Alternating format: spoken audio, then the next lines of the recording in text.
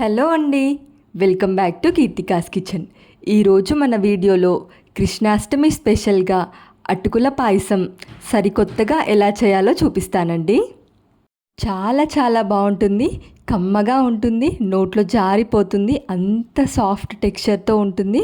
పెద్దగా ఇబ్బంది పడాల్సిన అవసరమేమీ ఉండదు, జస్ట్ 5 మినిట్స్లో చేసుకోవచ్చు.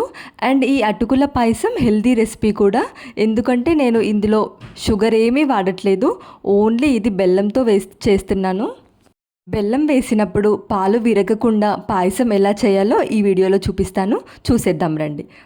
ముందుగా బౌల్లో 1 కప్పు బెల్లాన్ని తీసుకుంటున్నాను. ఇందులో 4 టేబుల్ స్పూన్స్ వాటర్ వేసి కరిగించుకోవాలి. ఇప్పుడు సైమల్టేనియస్గా మనము పాలు కూడా వేడి చేసుకుందాము.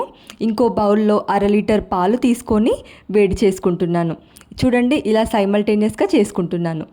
ఇలా కలుపుతూ జస్ట్ 2 మినిట్స్ కలుపుతూ, బెల్లం పాకమేమీ అవసరం లేదు, కరిగితే సరిపోతుంది. ఇది స్టవ్ ఆఫ్ చేసేసి ఇప్పుడు ప్యాన్లో 2 టేబుల్ స్పూన్స్ నెయ్యి వేసుకోండి.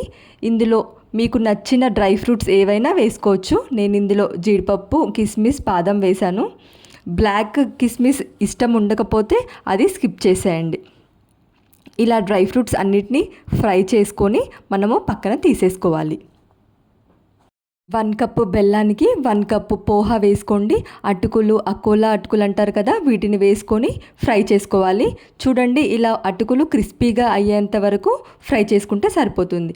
మనం ముందుగానే కాగబెట్టుకున్న ఈ పాలు ఒక్క పొంగు రాగానే ఇలా ఫ్రై చేసుకున్న అటుకుల్లో యాడ్ చేసుకోవాలి. నేను 1/2 లీటర్ మొత్తం పాలే యూస్ చేసి పాలతోనే చేస్తున్నాను ఈ స్వీట్ రెసిపీ.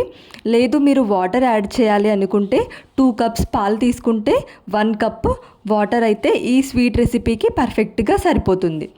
ఇప్పుడు వాటర్ ఏమీ యాడ్ చేయలేదు కదా, ఈ పాలల్లోనే మనము అటుకులు కంప్లీట్గా కుక్ అయ్యేంత వరకు కలుపుతూ కుక్ చేసుకుంటే సరిపోతుంది. ఇప్పుడు ఇందులోనే ఫ్లేవర్ కోసం ఇలాచీ పౌడర్ కూడా వేసుకుంటున్నాను. మనం తీసుకున్న ఈ పాలు క్వాంటిటీ హాఫ్కి వచ్చినప్పుడు, అటుకులు కంప్లీట్గా కుక్ అయ్యాయి అనుకుంటున్నప్పుడు మనము ఫ్లేమ్ ఆఫ్ చేసేసి 5 మినిట్స్ చల్లగా అయిన తర్వాతనే ఈ బెల్లం సిరప్ యాడ్ చేయాలి. అలా అయితేనే పాలు విరగకుండా ఉంటాయి. ఏదైనా ఒకటి వేడిగా ఉండాలి. ఆల్రెడీ మనం ముందుగానే బెల్లం చేసాం కాబట్టి, బెల్లం సిరప్ చల్లగా ఉంది కాబట్టి ఈ పాలు అనేవి లైట్గా గోరువెచ్చగా ఉన్నా సరిపోతుంది.